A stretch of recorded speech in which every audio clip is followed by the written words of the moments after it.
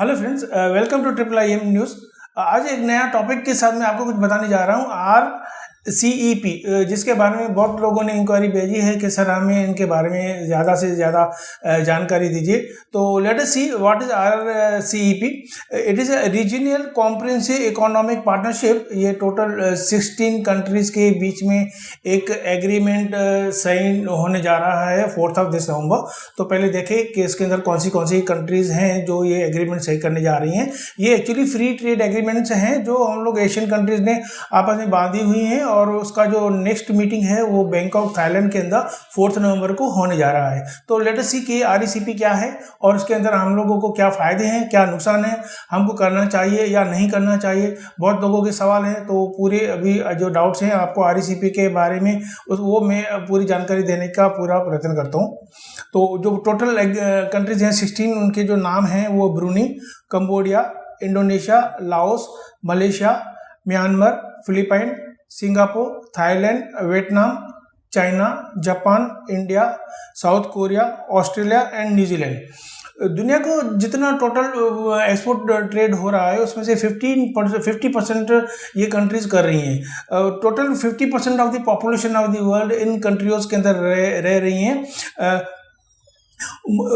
Despite of minusing the Europe country, African countries, American countries, Russia, इनको minus करने के बाद भी इन 16 कंट्रीज के अंदर दुनिया की 50% पॉपुलेशन रह रही है। ये जो फर्स्ट RCEP का जो कॉन्सेप्ट आया हुआ था वो 2011 में आया हुआ था। टोटल 19 कंट्रीज थी उसके अंदर, लेकिन अभी जो है टोटल 16 कंट्रीज इसके अंदर सही करने जा रही हैं। और टोटल जो इसका जो अगर सिग्नेचर हो गई तो दुनिया का जो 25% GDP है और दुनिया का 30% जो वर्ल्ड ट्रेड है और दुनिया का 16% FDI है वो इसके अंदर लिया जाएगा। तो दूसरी बात मैं RCEP के बारे में आपको ये बताना चाहता हूँ कि ये दुनिया का सबसे बड़ा एक एग्रीमेंट होगा, और इसके अंतर्गत सिर्फ चाइना और जो इंडिया है वही 75% इसका जो ले रही है। मतलब जो मैंने आपको बताया दुनिया का टोटल ट्रेड है 50%, उसका जो 50% का जो है उसमें से मेजर जो है वो इंडिया और चाइना ही ले रहा है। और इसका जो सिग्नेचर करने जा रहे हैं वो फॉलोइंग सेक्टर्स के अंदर अगर ये सिग्नेचर हो गया तो अपनी जो इंडिया की जो इंडस्ट्री है उसके कुछ फ़ायदे भी हैं और कुछ नुकसान भी हैं। तो नुकसान कौन सी इंडस्ट्रीज को हो रहे हैं वो मैं बताऊंगा आपको कि एक एग्रीकल्चर है, डेयरी प्रोडक्ट है, टेक्सटाइल है, चाइनीज मोबाइल्स है, steel, automobiles, engineering goods, manufacturing unit, toys, e-commerce और MSME जो है वो हमारे इंडिया का टोटल एक्सपोर्ट का 40% है, उसके अंदर योगदान दे रहा है। तो इतनी सारी सेक्टरों को इसका इफेक्ट आ रहा है। तो इंडिया जो चाह रहा है ये एग्रीमेंट देखते हैं कि ये क्या है। अगर ये फ्री ट्रेड एग्रीमेंट सही होने जा रही है तो जो कंट्री इंपोर्ट करेगी दूसरी कंट्री से तो यहाँ तो उसके ऊपर 0% ड्यूटी लगाएगी या तो बिल्कुल कम ड्यूटी लगाएगी, ऐसा इसके अंतर्गत कहा गया हुआ है।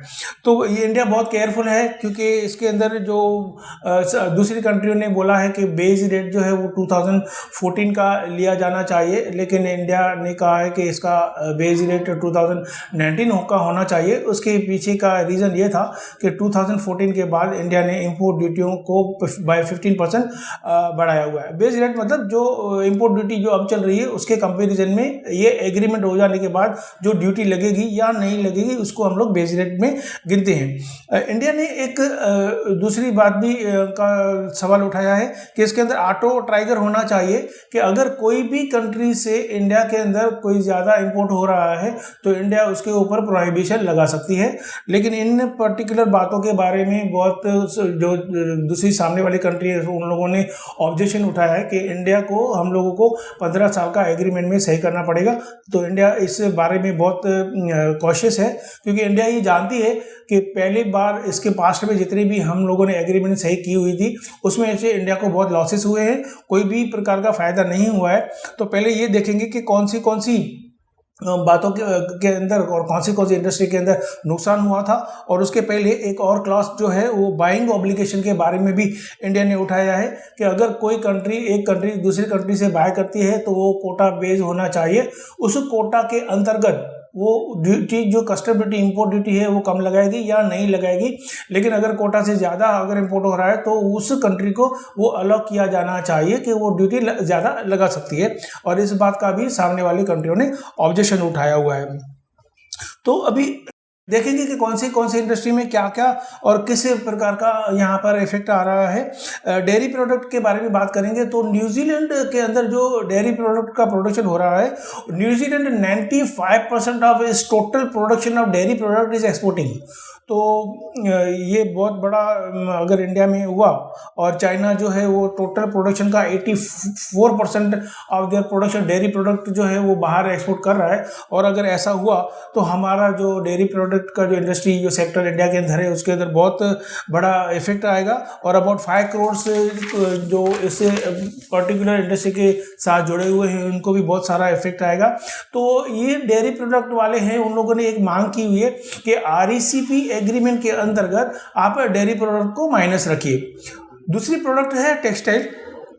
अगर पॉलिस्टर फैब्रिक जो अगर चाइना से, वियतनाम से और बांग्लादेश से इंपोर्ट होना चालू होगा तो टेक्सटाइल का जो इंडस्ट्री है उसको भी बहुत बड़ा इफेक्ट आएगा। और सिमिलरली स्टील इंडस्ट्री है, स्टील इंडस्ट्री तो बहुत सारी दूसरी सेक्टरों को भी इफेक्ट करती है क्योंकि वो बहुत दूसरी चीज़ों में भी यूज़ होता है। और सिमिलरली एग्री प्रोडक्ट है, उसके अंदर जो अगर टी, कॉफ़ी, स्पाइसेस और वो भी अगर हम लोगों ने इंपोर्ट करना चालू किया तो ये एग्री का जो इंडस्ट्री है उसको भी बहुत बड़ा असर लगने वाला है। तो ये देखा जाएगा कि अगर बिजनेस पॉइंट ऑफ व्यू से देखे जाए तो इसको ज़्यादा से ज़्यादा अगर जो बेनिफिट होना है वो चाइना को होना है, क्योंकि चाइना जो है वर्ल्ड का मैन्युफैक्चरिंग हब गिराया जाता है। But on the contrary India जो है वो biggest market of the world है, क्योंकि हमारी पॉपुलेशन ज़्यादा है, मार्केट हमारा बहुत बड़ा है।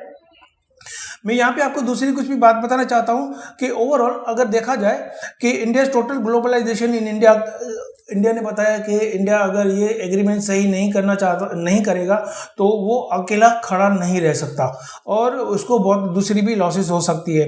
कुछ सेक्टर्स को बेनिफिट होगा तो कुछ सेक्टर्सों को नुकसान भी होगा, और अगर ये हम लोग सही नहीं करेंगे तो $2.8 ट्रिलियन वर्ल्ड मार्केट हम लोगों को गंवानी पड़ेगी।